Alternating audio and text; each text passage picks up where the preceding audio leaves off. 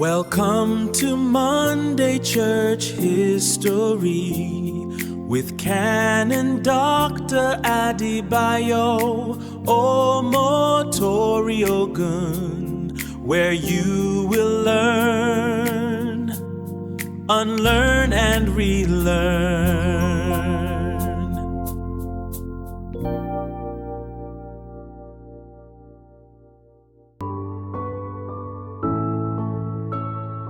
What if I told you that the Christian story of an entire state began with one former slave carrying only the Bible and an unshakable faith?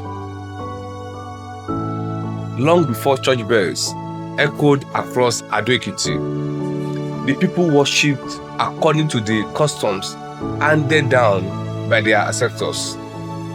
The sacred hills of Olota, Ajo, and Ayoba were objects of reference. Festivals such as Ogun, Idiroko, Etiado, and Egungun attracted large crowds every year. The Ewi ruled over a prosperous kingdom where religion shaped politics, culture, and daily life. Christianity had not yet arrived, but history was preparing for a dramatic change. The story did not begin with Europeans, it began with Africans. During the Yoruba Wars of the 19th century, many Ekiti sons and daughters were captured and taken into slavery. Among them was a young boy from Inyi, near Ado-Ekiti. His name was Isaac Babamuboni. Taken to Ibadan as a captive, he encountered Jesus Christ. He learned to read. He studied the scriptures. He was baptized and became known as Isaac Babamuboni. When slavery ended, he returned home, not seeking revenge, but carrying something far more powerful than any weapon. He carried the gospel. In September 1894, Isaac Babamuboni returned to Ado-Ekiti. Every morning, he walked from Inyi into the town. He preached in the marketplaces. He gathered children together. He taught them the alphabet. He taught them the Bible. Some mocked him. Others ignored him. But he refused to stop. Great revivals often begin with one faithful person whom history almost forgets. On 28 September 1894, Isaac Babamuboni entered the palace of Ewi Ajimudaoro Aladisomiwan. Before the king, his chiefs, and the people, he opened the scriptures. His message came from John chapter 8, verse 32. You shall know the truth, and the truth shall make you free. Then he presented a copy of the Holy Bible to the king. No one knew it then. But this simple act will change the future of Ekiti forever. Only 3 months later, in December 1894, Reverend Charles Phillips and Bishop Alfred Robert Tucker visited Ado-Ekiti as part of the Church Missionary Society's expansion into Eastern Yoruba land. Isaac Babamuboni welcomed them. He introduced them to the Ewi of Ado-Ekiti. The king received them warmly. Instead of rejecting Christianity, the Ewi made an extraordinary request. Please send missionaries to Ado. That request opened a new chapter in Ekiti's history. In May 1895, the Church Missionary Society officially established the Ado Mission Station. Isaac Babamuboni became the native agent. Catechist Showumi from Abeokuta became the resident missionary. The beginning was difficult because of painful memories of earlier wars. Many people distrusted Showumi, but Babamuboni stood beside him. The people trusted their own son. Slowly, hearts changed. Lives were transformed. The gospel took root. On January 1896, only a few months after the mission began, 21 people had been baptized, 16 men, 5 women. Among them was Abraham Kayode, the first Baba Egbe. It seemed like a very small congregation, but God has always loved small beginnings. From these 21 believers will grow one of the most influential Anglican churches in Nigeria. The missionaries understood something important. To spread Christianity, people needed to read the Bible. So churches became schools. Schools became centers of learning. Learning became a pathway to transformation. Generations of children received both education and Christian discipleship. Then came one remarkable leader, Venerable Henry Dallimore. Serving between 1939 and 1947, the Oxford graduate transformed Anglican education in Ekiti. In 1933, he founded Christ School, Ado-Ekiti, the first secondary school in Ekiti. He also strengthened Emmanuel School. Under his leadership, the church became known for academic excellence, disciplined Christian living, and community service. Many distinguished Nigerians later emerged from these schools.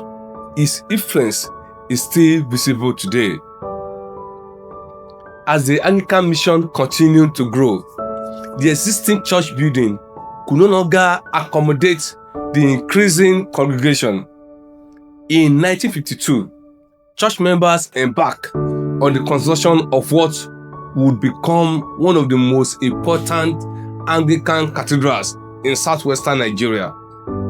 Brick by brick, offering by offering, prayer after prayer, the cathedral rose. Farmers gave from their harvest. Traders contributed from their businesses. Teachers, artisans, women, youth, and children all played their part. Some gave money, others gave their labor. Many gave their prayers. Their united sacrifice produced a magnificent house of worship dedicated to the glory of God. After years of sacrifice and faithful service, history was made on 23rd October 1966 when the cathedral was solemnly dedicated. The occasion was especially significant because it coincided with the inauguration of the Ekiti Anglican Diocese and the enthronement of its pioneering bishop, the Right Reverend Michael Adeniyi Osonyi. The dedication marked the beginning of a new era in the life of the church in Ekiti. The little mission station established in 1895 had now become a thriving cathedral whose influence continued to spread across Ekiti and beyond. More churches were planted, more clergy were trained, more schools were established. Eventually, Emmanuel Anglican Church Okesa became the spiritual heart of the diocese and the Mother Church of Anglicanism in Ekiti. More than a century after the first gospel message was preached in Ado-Ekiti, the vision of the early missionaries continued to flourish. As the church expanded over the years, the need arose for a larger and more magnificent cathedral that will reflect God's faithfulness to generations of Anglican Christians in Ekiti. In 2002, the foundation of the present cathedral building was laid, marking the beginning of another historic chapter in the life of Emmanuel Anglican Cathedral. After 2 decades of sacrifice, generosity, and unwavering commitment by the clergy and faithful, the magnificent cathedral was completed. On 30th April 2022, history was made once again when the primate of all Nigeria, Anglican Communion, the Most Reverend Dr. Henry Shukudum Udokuba, dedicated the new cathedral to the glory of God. The dedication was far more than the opening of a beautiful building. It celebrated more than 125 years of God's faithfulness. From the lonely footsteps of Isaac Babamuboni to a cathedral that now stands among the great Anglican landmarks in Nigeria. The cathedral's growing influence was further demonstrated in 2025 when it hosted the Standing Committee meeting of the Church of Nigeria Anglican Communion. Church leaders from across the nation gathered in Ado-Ekiti to deliberate on the mission and future of the church, a remarkable honor that reflected the cathedral's strategic place in the life of Anglicanism in Nigeria. History often celebrates famous church leaders. It remembers great missionaries. It honors magnificent cathedrals. But sometimes, the greatest heroes are ordinary believers whose names almost disappear from history. Without Isaac Babamuboni, would the missionaries have received such a welcome? Would Ado-Ekiti have embraced the gospel so quickly? Would Emmanuel Anglican Cathedral exist today? Only eternity can answer those questions. The story of Emmanuel Anglican Cathedral teaches us that God delights in using ordinary people to accomplish extraordinary purposes. A former slave, a faithful king, dedicated missionaries, committed teachers, a growing congregation. Together, God transformed the history of Ekiti. Perhaps God is calling someone today to become the next Isaac Babamuboni. One person, one Bible, one act of obedience can change generations.